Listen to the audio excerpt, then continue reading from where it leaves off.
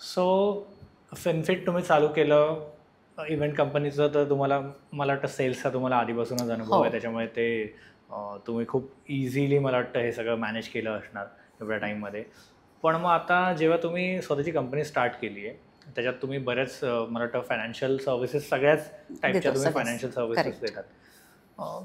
ह्याच्यात जो आपल्या ऑडियन्स बघतायत, ज्यांना फायनान्स कसा म्हणजे इन्व्हेस्टमेंट कशी स्टार्ट करायची, किंवा जे लोक त्यांना कळतच नाही आहे, त्यांना सुरुवात करायची आता, तर ह्यांच्यासाठी तुम्ही काय स्टेप बाय स्टेप गोष्टी सांगत जाल?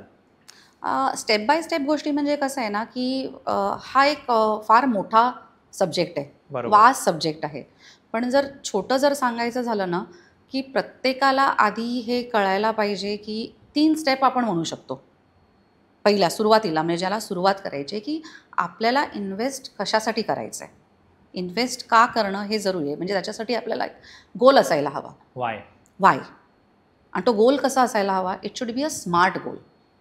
नुसता गोल असून नाही, की मला ना चंद्रावर जायचं आहे, हा गोल नाही असू शकत. असू शकतो, आय एम नॉट सेईंग, कोणाचाही असू शकतो. आणि आता हल्ली तर चंद्रावर पण जातातच आहेत, आणि नाही ना म्हणजे तिकडे पण इन्व्हेस्ट करतातच आहेत लोक. But that is not a smart goal for everybody. स्मार्टचा अर्थ काय? Smart is SMART. स्मार्ट म्हणजे तो एक स्पेसिफिक असायला हवा गोल. ओके. स्पेसिफिक म्हणजे काय असू शकतो, की मला घर घ्यायचं आहे, मला गाडी घ्यायची आहे, किंवा मला 2 वर्षात एवढा पैसा जमवायचा आहे. तो एक स्पेसिफिक आहे. There is a tag to that goal. Second आहे तो मेजरेबल असतं. M म्हणजे मेजरेबल. मेजरेबल म्हणजे तो गोल जो आहे तो मी कसा पुरा करते आहे. की आज जर मला समजा मला 10 lakh is my goal, 10 lakhs गाडी घेण्यासाठी, तर मी कुठे पोचलेली आहे, कितवर पोचली आहे, can I measure the growth or the journey, तर ते असतं. थर्ड आहे ए म्हणजे अचिवेबल. 2 वर्षात 10 लाख 20 लाख अचिवेबल आहे. आपल्या लेमॅनच्या इन्व्हेस्टमेंटनी 2 वर्षात 1 करोड 10 करोड अशक्य आहे. अशक्य आहे.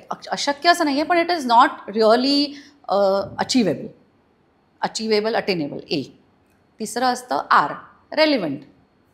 Is it relevant? म्हणजे माझ्या जे लाईफस्टाईल आहे किंवा माझं जे लाईफ आहे त्याला तो रेलिव्हंट आहे का गोल,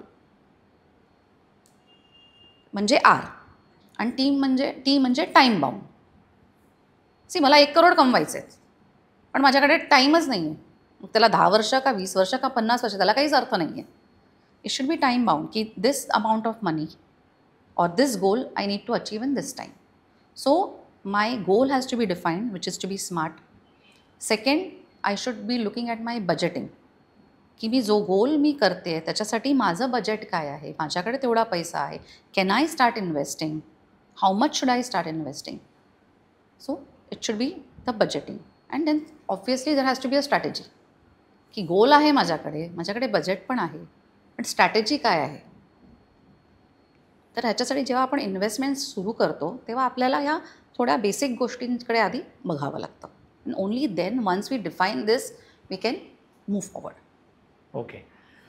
तुम्ही हा व्हिडिओ इथपर्यंत बघितलात म्हणजे हा नक्की व्हिडिओ तुम्हाला आवडला आहे.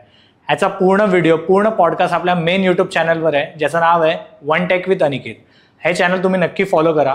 आणि इंस्टाग्रामवर आम्ही बऱ्याच रील्स ह्या व्हिडिओच्या अपलोड केलेल्या आहेत, त्या पण तुम्ही सगळ्या बघा.